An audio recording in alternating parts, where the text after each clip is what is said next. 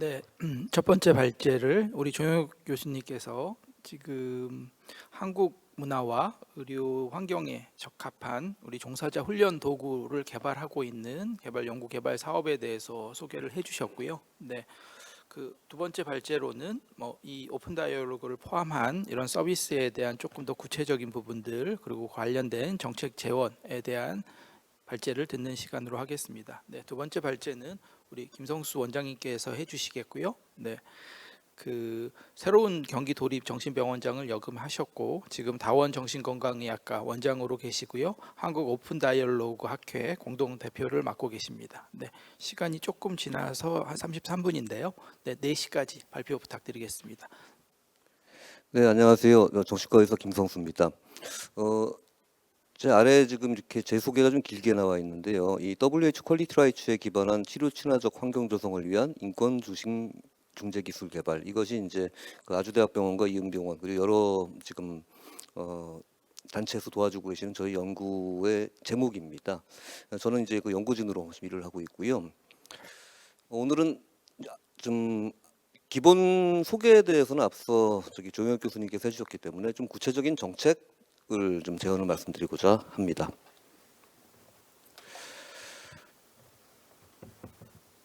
미국의 이제 제일 주류 정신의학을 이끌고 있는 기관이 미국 국립정신건강연구소 NIMH라는 기관이고요. 실제 거기서 한 13년 정도를 이제 소장으로서 이끌었던 토마스 인셀이라는 정신과 의사분이 최근에 좀 이런 이야기를 하셨습니다. 한마디로 이제 미국 정신건강 시스템은 실패했다라고, 위기에 빠져 있다라고 얘기를 하셨어요. 그러면서 이런 정신의학이 그동안에 집중해온 연구들이 당장 지금 집이 타고 있는데 뭐 이렇게 페인트 성분을 어떻게 만들면 좋을까, 이런 거에 집착해 온 것 같다. 그런데 지금 잘 살펴보니까 당장 불을 끌 수 있고 당장 위기에 처한 사람들을 도울 수 있는 방법들은 이미 개발이 되어 있다. 그렇기 때문에 개발되어 있는 서비스들이 공급되기 위한 시스템을 바꾸어야 된다라는 주장을 지금 하고 계십니다. 저 역시 같은 생각이고요.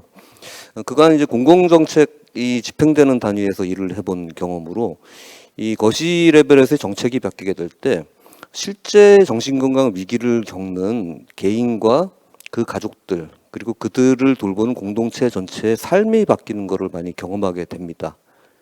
아주 감동적이죠. 그리고 그 수단이 뭔가 새로운 것이 아니라 우리가 지금까지 개발되어 있는 것들을 잘 이렇게 전달하면 된다라고 저는 생각을 합니다. 앞서 이제 설명되었습니다만 이 정신적 미치료지, 그러니까 발병을 해서 전구 증상, 초기 증상을 보이다가 몇 년, 몇 개월에 걸쳐서 증상이 악화된 다음에 어렵게 이제 병원 입원 치료를 받게 되고 또 어렵게 지역사회 재활기관으로 연결이 되는 시스템이라고 볼 수가 있죠. 그리고 증상 악화가 되고 어떤 위험한 상황이 되었을 때 치료 선택지가 병원밖에 없는 경우들이 많습니다. 그렇지만 실제 이제 위기로부터 좀 환자를 구조하고 보호해야 되기 때문에 이런 위기가 생긴 다음에 뭐 지금까지는 유일한 선택지였던 병원에 이제 환자를 빨리 입원시키는 거를 어떻게 좀 잘 할 수 있을까? 그리고 지역과 연결시키기 위해 가지고 어떤 것들이 가능할까에 대해서 정책이 최근 몇 년 동안에 좀 집중되어서 개발이 되고 그리고 예산이 좀 투입되었다고 볼 수 있습니다. 근데 지금 필요한 것은 사실은 증상이 악화되고 위기 상황이 되기 이전, 그러니까 전구 증상, 초기 증상을 보이는 초기 단계에서 좋은 개입과 다양한 선택지가 주어지게 되면은 질환 경과의 큰 궤적 자체가 달라질 수가 있거든요. 그래서 지금 좀 새롭게 더 집중을 해야 될 영역은 어떤 위기가 생겼을 때 그 적절한 지역사회 단위에서 개입이 들어가고 그리고 개입하는 방식이 기존에는 응급입원을 진행하면서 굉장히 좀 거칠게 또 경우에 따라서 심리적인 외상을 유발하는 면이 많았다면은 환자나 가족이 원하고 받아들일 수 있는 방식이 좀 부드럽고 정중한 방식의 서비스가 진행되면서 이 서비스에 진입할 수 있게 되고 그리고 입원을 하게 되더라도 입원 치료 자체가 굉장히 양질의 치료가 이루어져야 하고 그리고 이 의료 분야와 또 지역 서비스, 또 사회복지 분야 등과 이런 부문 간 협업이 병원 입원 치료를 마친 다음에 시작되는 것이 아니라 서비스가 개시되는 단계부터 이루어질 수 있도록 좀 독려하는 방식의 정책을 실천하고 자원을 투입하는 무게중심을 좀 더 앞쪽으로 전환할 필요성이 있다고 생각이 됩니다. 그 사례로서 이제 하나로 해외 사례를 좀 말씀을 드리자면, 이게 이제 뉴욕에서 좀 몇 년 동안 진행되었던 위기 개입 시스템의 이름이 이제 파라슈트 프로젝트, 낙하선 프로젝트라는 이제 시스템인데, 실제 당사자나 가족이 어떤 위기가 발생해서 이렇게 전화 통화를 해가지고 서비스가 개시되게 될 때, 그때 위기 출동팀이 개입을 하게 됩니다. 근데 이 위기 출동팀의 구성이 좀 특별합니다. 이 출동팀의 구성은 정신과 의사, 동료 지원과 뭐 사회복지사, 가족치료사 같은 다학제 팀이 실제 가정이든 아니면 급성기 병동이든 이런 곳으로 방문을 하게 되고, 이 위기 출동팀들이 오픈 다이얼로그 서비스의 개념으로 훈련을 받아서 다양한 직역이 함께 팀워크를 이뤄서 지금 작업을 하도록 이제 훈련을 시켜서 적용을 했습니다. 그리고 또 하나의 선택지로서 급성기 병동에 입원할 정도까지는 안 되는 위기의 경우에는 이제 위기 쉼터라는 개념의 서비스를 지역에 도입을 해서 어떤 좀 의료기관과의 협력하에 다양한 선택지를 활용함으로 인해 가지고 입원 서비스를 좀 피할 수 있게 해주는 그런 시스템이 하나의 사례가 될 수 있습니다.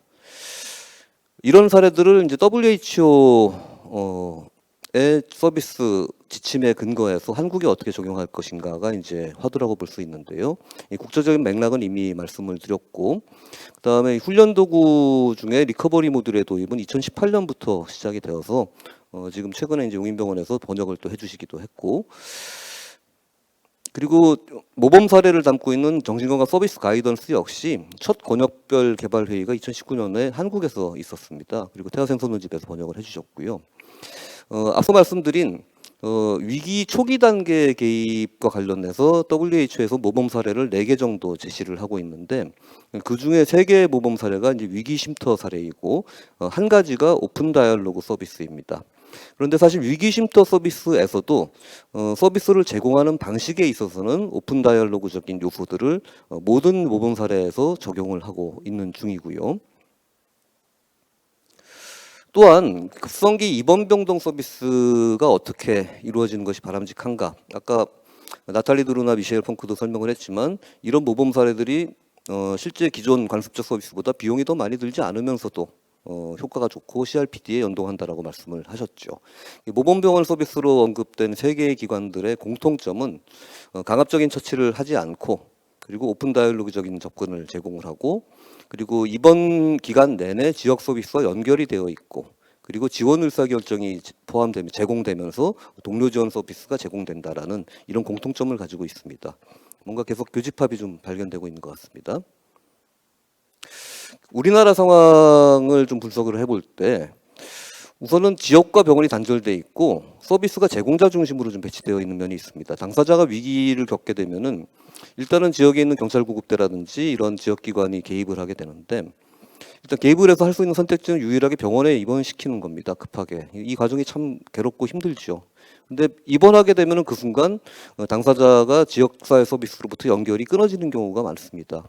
그리고 힘겹게 입원 치료를 마친 다음에 퇴원해서 지역사회로 돌아가게 되면은 지역사회에도 뭐 센터라든지 납병원이라든지 동료가족 지원이라든지 다양한 서비스들이 있는데, 이 서비스들과 연결이 잘 되기가 쉽지 않습니다. 왜냐하면은 이 지역 서비스와 병원 서비스가 서로 연계를 할 수 있는 것들에 대한 어떤 지침이라든지 보상 체계 자체가 마련되어 있지 않은 경우가 많기 때문이죠. 그래서 결과적으로 당사자가 지역에 서비스가 있음에도 불구하고 재발해서 재입원을 하게 되는, 서비스를 찾아다녀야 되는. 근데 만약에 이런 서비스들이 당사자가 서비스를 찾아다녀야 되는 것이 아니라 서비스가 당사자를 중심으로 배치되어서 서로 협업할 수 있다면 다른 결과가 생길 수 있겠죠. 그래서 저희 연구개발 사업에서는 이 단계에서 특히 급성기 위기 개입 단계에서 이 퀄리티 라이츠 기반의 다학제 서비스를 제공하기 위해서 앞서 말씀드린 이런 도구들을 개발해서 도입하는 시도들을 하고 있고요. 오픈 다이얼로그에 대해서 조금 더 말씀을 드리겠습니다. 오픈 다이얼로그는 이제 애초에는 좀 초발 정신증 치료에 대한 새로운 접근으로 개발이 되었지만은 뭐 질환을 가리지 않고 지금 이렇게 시도가 되고 있는 중인데, 어떤 위기에 처한 개인만 보는 것이 아니라 개인과 가족을 함께 돌보는 새로운 어떤 집단 접근이라고 보면 되고요. 콜럼버스의 달걀 같습니다. 사실은 그 의사가 가족들을 만나는 경우들이 많거든요. 의사가 당사자만과 일대일 면담을 하는 경우도 있고, 또 치료팀들끼리 또 저희 의사, 간호사, 사회복지사 등이 미팅을 합니다. 또 저희 사회복지사 선생님들이 또 당사자 가족하고 또 이렇게 개인 면담을 하고요.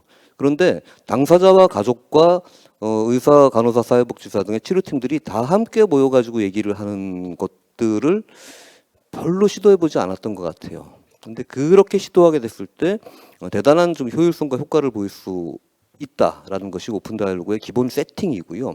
그래서 치료팀 한 명이 들어가는 것이 아니라 이 집단 모임에 여러 전문가들과 동료 가족 지원가들이 함께 치료팀으로 참여를 하게 됩니다. 목적은 일단은 되도록이면 입원을 피하고 위기를 좀 이렇게 해결하는 것이지만은 경우에 따라서는 입원하게 되는 경우도 있습니다. 그렇지만 입원 기간에도 이 서비스가 연결이 되는 거고요. 이론적으로는 뭐 정신역동 치료라든지 가족 치료, 뭐 이야기 치료, 회복 패러다임 등의 여러 가지 기존에 있어 왔던 심리사회적 개입들이 수렴되어 있는 형태의 통합적 치료라고 보면 되고요. 회기 소요 시간은 대개 한 1시간 반 정도 하게 되는 것 같습니다. 핀란드 라플란드주에서 시작이 되었고요. 사실 60년대에 핀란드에서 국가조현병 프로젝트라는 것을 시작하면서 필요 맞춤 치료라는 개념을 전국적으로 도입을 하게 됩니다.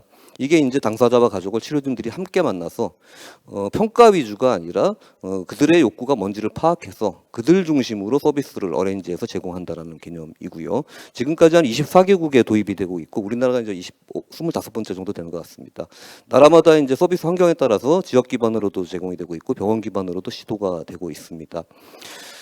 실제 핀란드에서 한 19년 동안 후양적 연구를 해봤을 때 입원 기간이라든지 장애수당 수급률이라든지 약을 유지하는 비율이라든지 등등해서 굉장히 획기적인 초발정신증 한 85% 정도의 회복률을 보이는 결과가 나왔고 또 이 서비스에 대한 질적 만족도와 서비스를 제공하는 종사자들의 만족도도 굉장히 좀 높아서 유럽 전 국가의 많은 국가의 치료진들이 열정적으로 오픈 다이얼로그를 배워서 도입을 하고 있는 중입니다.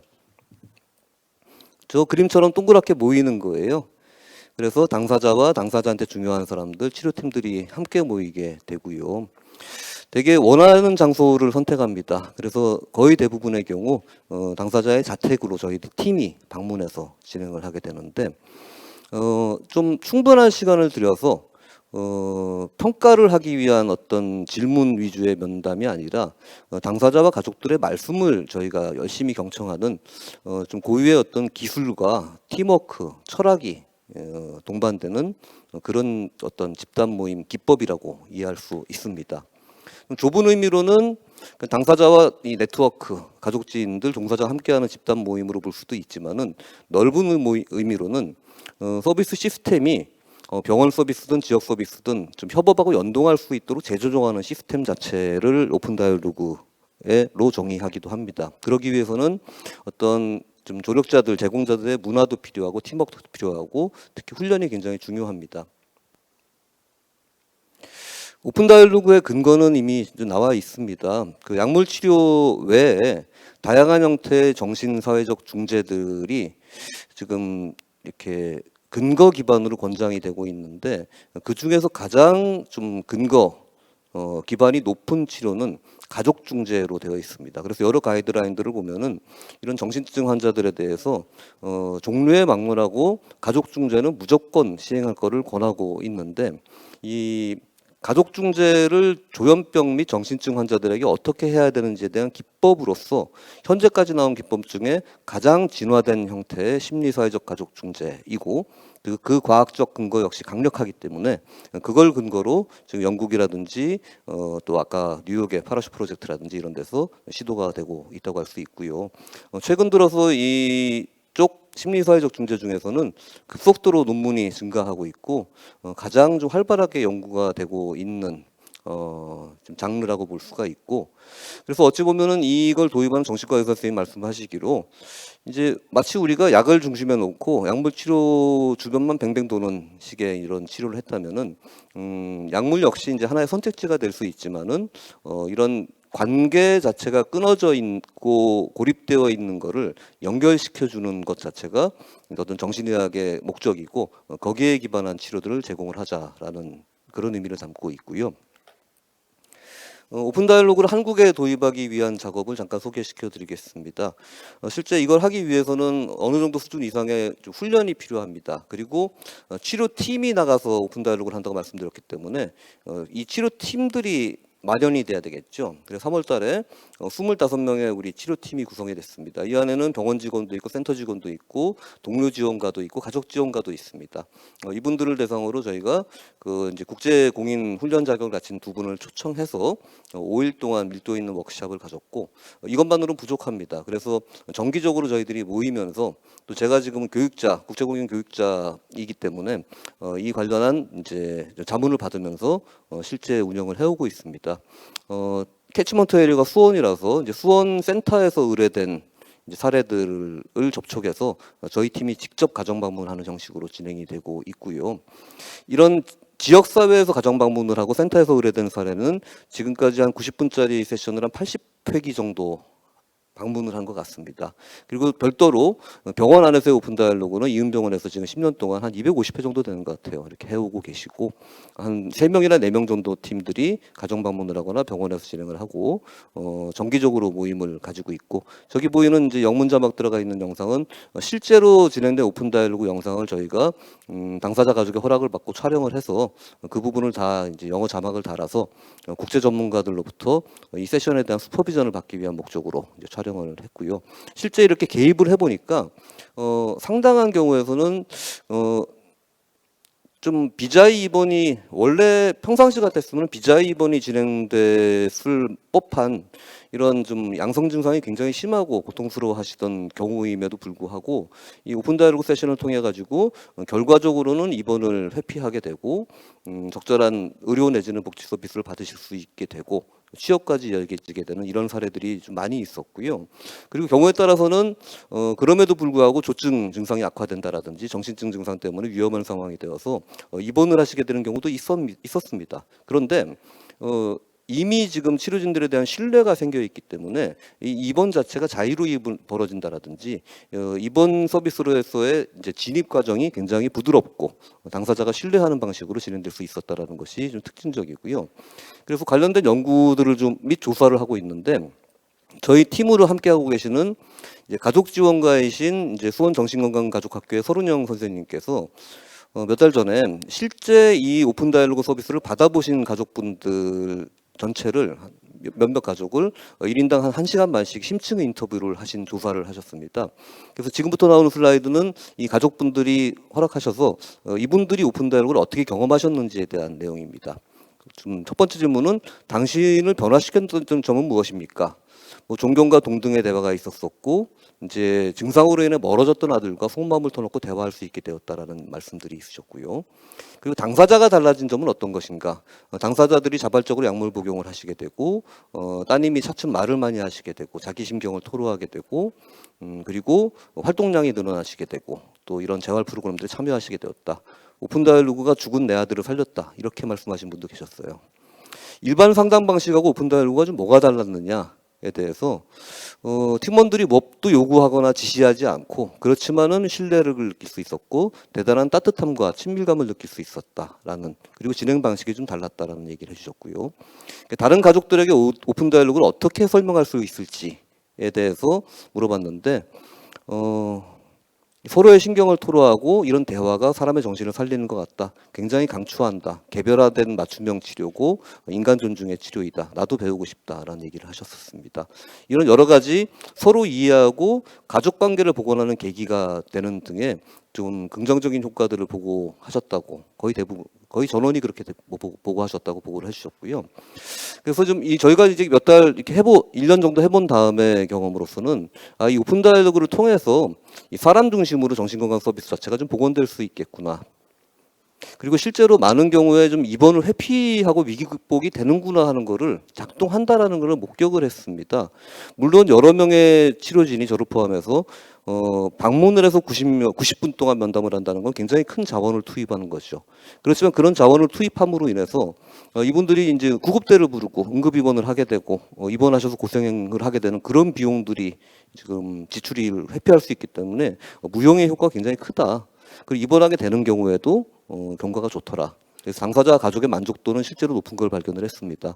그리고 저희가 실제 운영을 해볼 때 한국 팀들이 얼마나 빨리 오픈 다이얼로그 기술을 습득할 수 있을 것인가에 대한 것도 좀 궁금했었는데 실제로 상당히 지금 잘하고 높은 수준의 치료를 하고 있다라는 피드백을 받았습니다. 아마도 그거는 이제 훈련 및 슈퍼비전도 적절했고 무엇보다 저희 팀들이 이미 지역센터라든지 병원에서 리커버리 기반의 치료를 많이 해본 팀들이 지금 참여하고 있기 때문인 것 같고요. 그래서 앞으로 도입을 위해서는 국제 표준의 어떤 훈련이나 슈퍼비전이 필요하고 지역사회와 병원용 OD 등도 이렇게 지금 개발될 필요가 있습니다. 그런데 이제 이런 서비스를 하기 위해 가지고는 현재 지금 급성기 입원 서비스에서 이거 관련된 수가가 없습니다. 그래서 관련된 수가 마련이 필요하고요.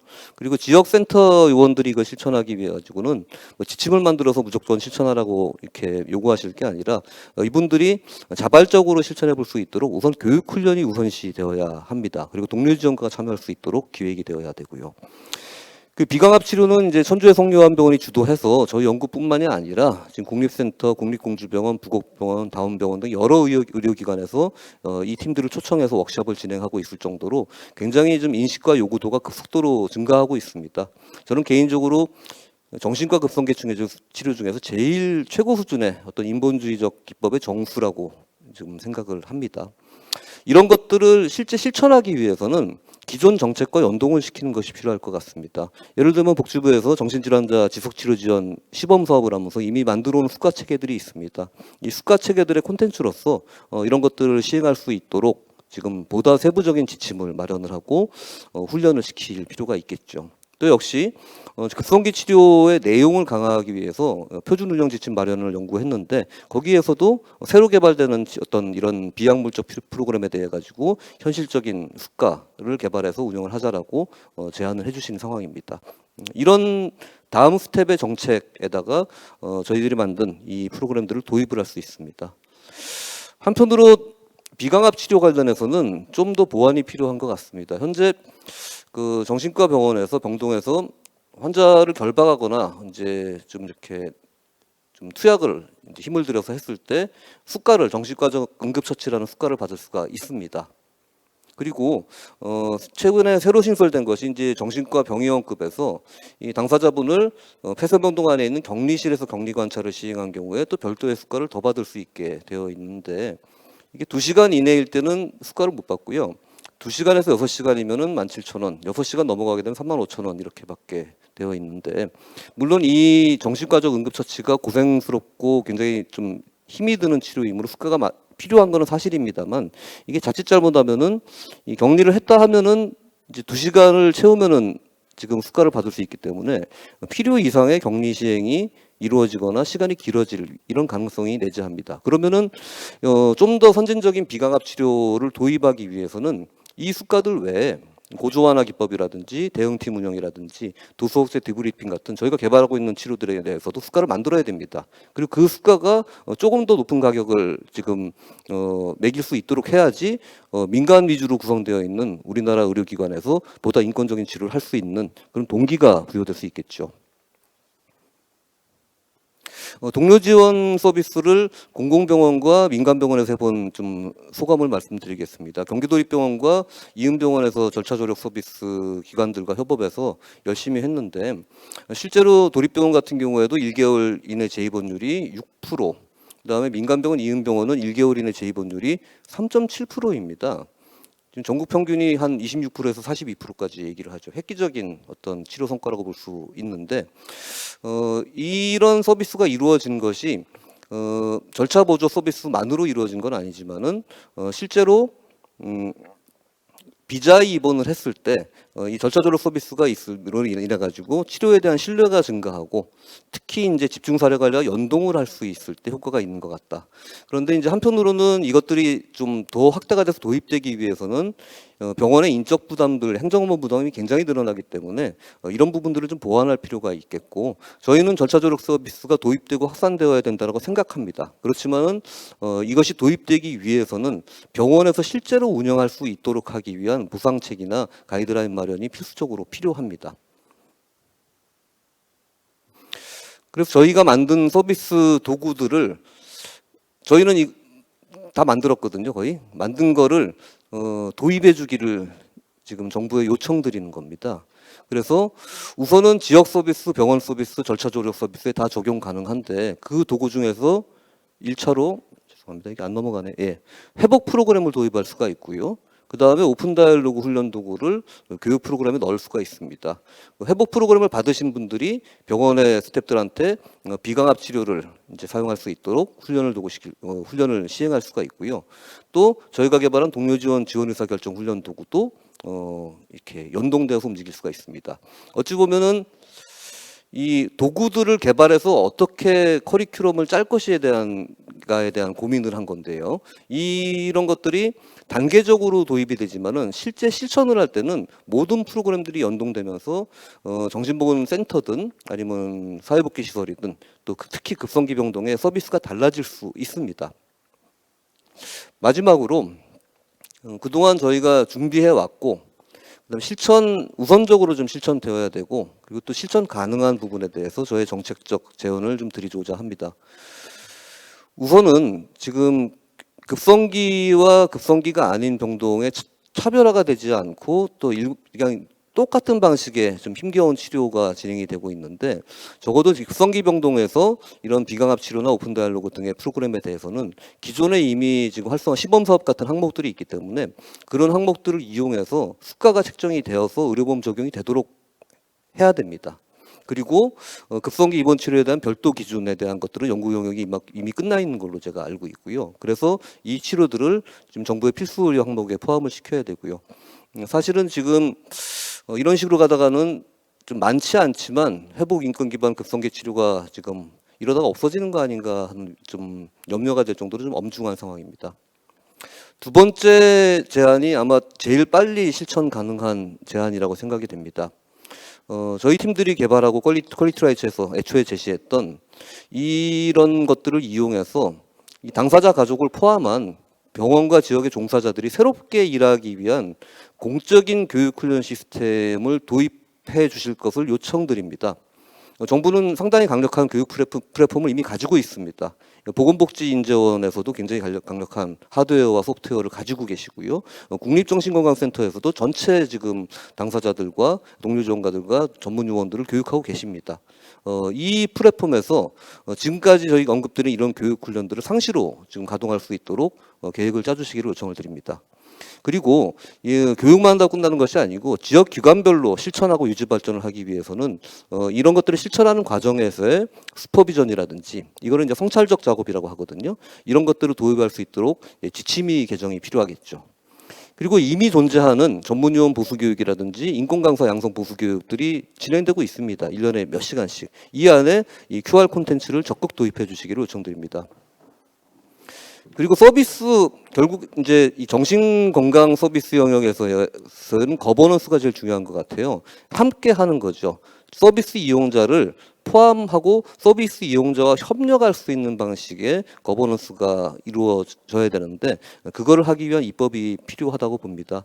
그래서 저희는 이제 이 현재 이슈가 되고 있는 동료 지원 절차 조력 위기 쉼터 등의 입법이 좀 추진이 되어야 된다고 지금 저희는 생각을 하고요. 단지 이것들이 지금 입법만 되고 강요가 되게 되면은 이것이 새로운 통제가 되어서 지금 종합병원이라든지 대학병원들에서 급성기 치료 자체를 포기해 버리게 돼서 응급의료 입원 시스템이 오작동될 수 있는 부작용이 염려가 되기 때문에 이런 부분들에 대한 대책도 같이 마련이 되면서 추진되었으면 합니다. 전체적으로 현재 분절되어 있는 의료 서비스와 복지 서비스를 연동하기 위한 지침이 마련되어야 돼서 경쟁 대신 협력이 이루어질 수 있도록 하는 문화가 조성되었으면 하는 것이 저희 팀의 정책 제언입니다. 네, 제 발표를 마치도록 하겠습니다.